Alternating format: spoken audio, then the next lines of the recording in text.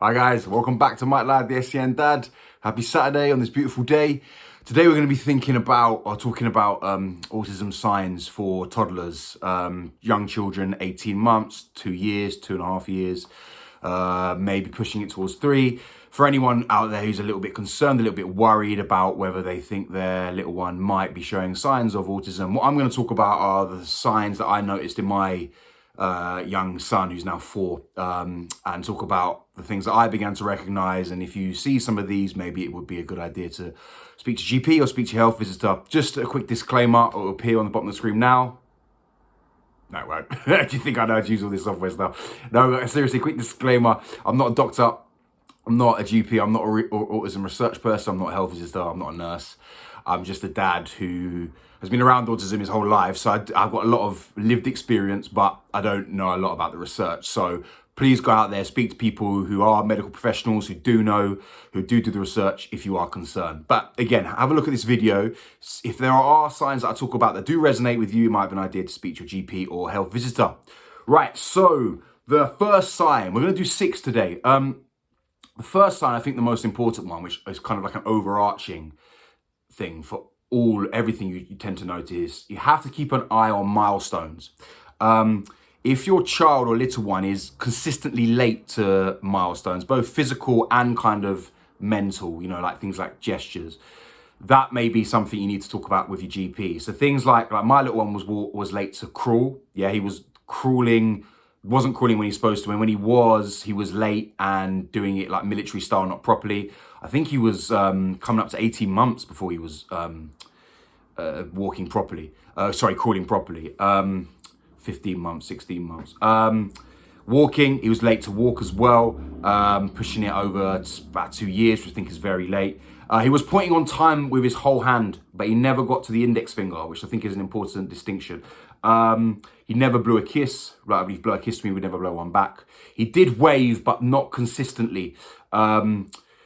So it's those kind of signs. If he's missing those milestones, now all kids develop at their own pace. If he's missing one, or if they're missing one by a couple of days or a couple of weeks, that's normally nothing to worry about. But if they're missing 4, 5, or 6 consistently by a significant amounts of time, then it's something you need to talk about. So just keep an eye on them. The Miss Rachel videos are great for those. If you watch some of the Miss Rachel videos, she has the little milestones at the bottom. Of course, they're all available online. There's also this thing which is very frustrating. It's about consistency. You might hear professionals talk about consistency, or they might say, does he always do it? Now, those who know the Brian Frill Parade translations, pretentious alert, there's a great scene where the teacher tells one of the students, where she asks, what does always mean? English, because she speaks Irish. And he says, don't worry about always. It's a silly word. Always is a silly word, because there's nothing that is always. There's nothing that always happens. And there's nothing that is consistent in life, particularly with little kids. You say, does my 2 or 3-year-old do this consistently? No, of course they don't. Yeah, because no toddler does, because they're little people who live by their own rules. But my little one, for example, he would only point kind of singing Wind the Bobbin Up. He wouldn't point in any other situation. He would only wave in very specific situations, and he wouldn't wave like that. He'd do it sort of like that, like the raw wave. So just keep an eye out for those milestones. That should be your overarching thing if you have concerns. The second one, look for things like hand flapping. Hand flapping is the textbook example. My son still does that.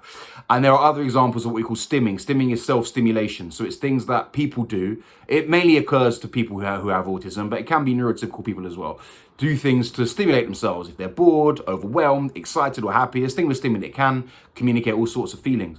So it might be hand flapping, it might be biting, okay, it might be nodding of the head, okay, it might be spinning, it might be opening and closing doors, it might be walking back and forth, kind of obsessive behavior. Again, that could be really difficult to notice with toddlers, because I think all toddlers do it to a certain extent. But if it's something that happens daily, then again, might be something to talk about with your health visitor. Number 3 is tiptoe walking. Now, this is a strange one, because I remember when I was a kid, tiptoe walking, because it was fun.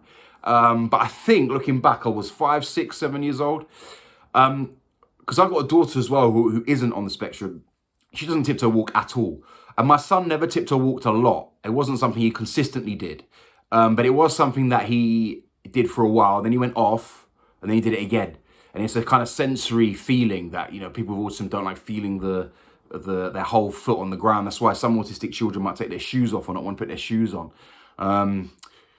So that's something to look out for. Again, that can be just a game. It can just be fun. But if they're doing it consistently, something you notice in daily or every 2 days, then again, there might be something to get looked up. Number 4, not understanding instructions. From 2 or 18 months, young people should be understanding some instructions. Yeah. So where is your head, for example? That might be a good one. Or can you go get the bear from over the other side of the room? Or can you go get a book? Yeah. Now, my son could do some of those when he was 2-ish. Yeah. Yeah, 2 and 4 months, 2 and 3 months. But he would not do it enough. I wouldn't even say he would do it sometimes. Again, I'm not going to use the word consistent, but he would do it rarely. And sometimes I think it will be because I remember thinking, I don't think it's necessarily autism. It's just because he doesn't want to do it. He can't really be bothered. And that can be a really tough distinction. Lots of 2-year-olds don't want to do what you tell them to do. So it's not always easy to test toddlers. But it's something to look out for. If you think that they're not understanding some of those basic instructions or basic understanding, or go get your shoes, then that's something that you should talk to your health visitor about. Now, this is a really important one. And there's a very subtle distinction where people get mixed up. Would they show you something? Like if there's a toy that they're playing with, particularly new to it, like if you go to a soft play and there's toys that they aren't familiar with, do they get it and show you? Now, be careful here. What a lot of neurodiverse kids do, or neurodivergent kids do, is they will get your attention if they need help. Like if the toy doesn't work the right way, or if they need you to help build blocks with them, or if they want to go out, or they might hand lead. Yeah. However, what neurotypical children do, they just show. They'll just get, like, they might do a drawing or do some scribbling and show you. Neurodivergent kids tend not to do that as often. So that's something that you should look out for. Yeah. So just be careful of that distinction as well. And this is a really tricky one to do, because my son, I couldn't even get him to sit down to try this, but I was able to do it with him when he was a little bit older, 3-ish. If you get him to sit down, you get a little toy car and you push the car to him, yeah? And will he push it back to you is the first thing. If he doesn't do that, that's something you might want to keep an eye on. Or if you stop, yeah, does he look at you first, yeah? If he doesn't look at you first, if he just tries to get the toy, or if he walks away, then that can be a sign of being on the autistic spectrum. So that's something to look out for as well. Again, that's a tricky one, because it can be so hard to get the little one to even sit down and play. But yeah, that's one to do. Actually, I forgot, there's one more, number 7. Number 7 is loss of skills or words. Now, loss of words, I think, is where I really noticed with my son. If they are beginning to speak, because my son was speaking actually quite well at about 2. Or 18 months anyway, he was saying one word. He never quite got to the 2-word thing. He'd say things like no and bubble and bye and hi and oh wow. But he never quite got to saying 2 words. He wouldn't say mum here or dad here or car go.